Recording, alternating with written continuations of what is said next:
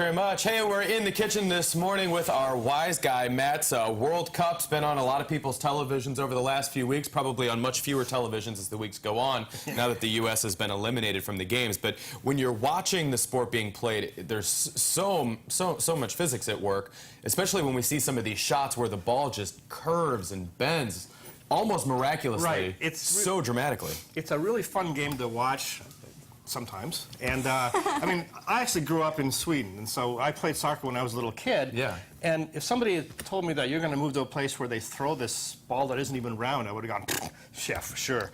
But then that's where I am now. So people tend to watch football and stuff more than soccer here in this country, but soccer's pretty exciting, especially when your team is facing elimination. And so the thing that inspired me to, and well, you asked about it, but also there was a game a week ago where the German goal, really, you could see the curving of the shot. We have video of that, too, if we can pull that up and show specifically that shot that we're talking about here. And it's really amazing how much...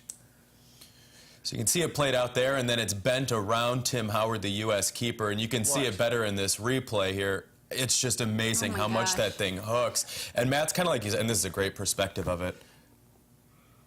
Look at that. That's crazy. So it just hooks over about 10 feet from where it should have really hit. And it's all because the ball is spinning.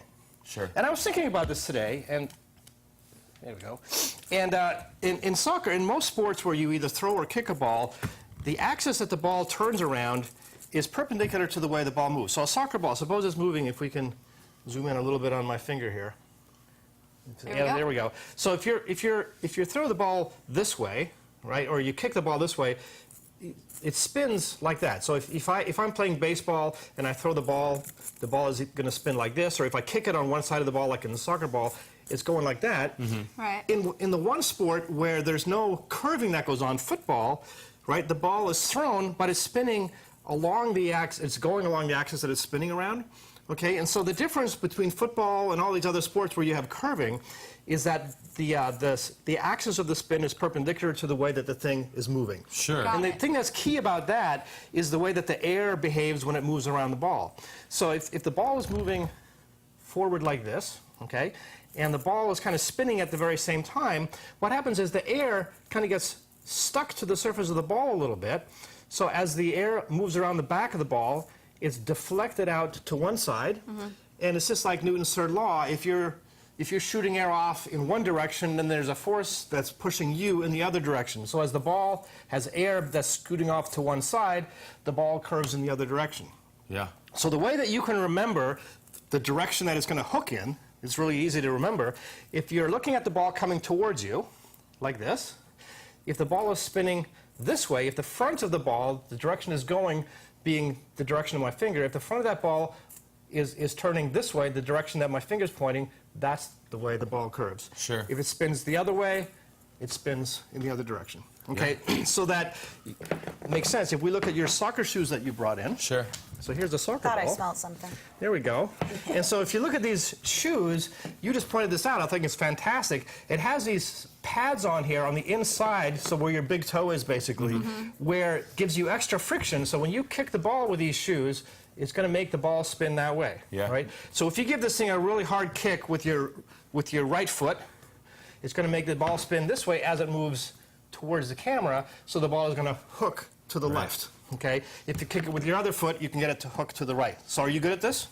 Yeah, I'm pretty good at it. Pretty fair. I'd like to say, I mean, these cleats are worn enough. I should be decent at it. I was going to say, there are some holes. You must be kicking more with your right foot than your left. Very right-footed. And what's interesting now, too, is they've actually, so this concept, it is incredibly successful because it's creating more friction on the ball. Now you'll see cleats that actually have it on the outside, too, because then you can create kind of an opposite effect by kicking with the outside of your foot to hook it the other way, even with your strong foot. And so the thing that's neat about this is physics doesn't care what sports you play. So the same exact physics comes into play in other sports where the ball is spinning. So, for example, in golf, when you slice the ball, that means that you're hitting it so that you're giving it a spin so that the front of the ball is going away from you, your front, and so the ball hooks very hard away from you. Or if you hook it, you make a mistake, and so you give the ball a spin in the other direction so that it curves to the left for me. I don't know. Okay?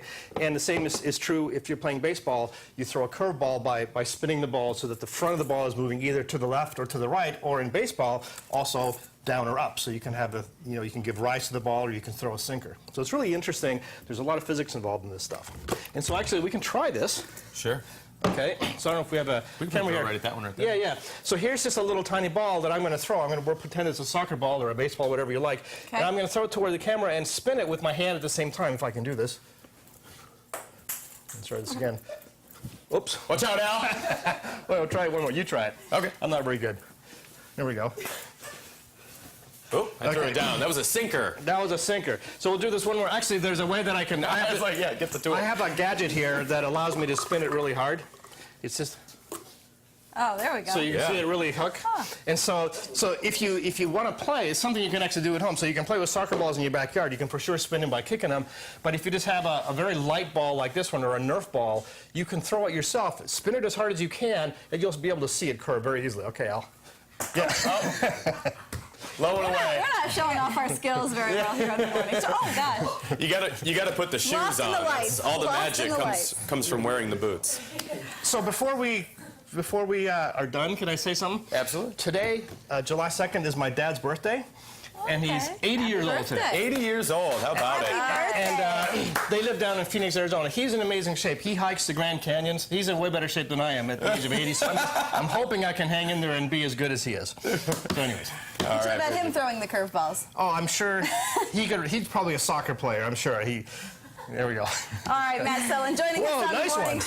show. We won't throw any more right. things at you. We'll be right back.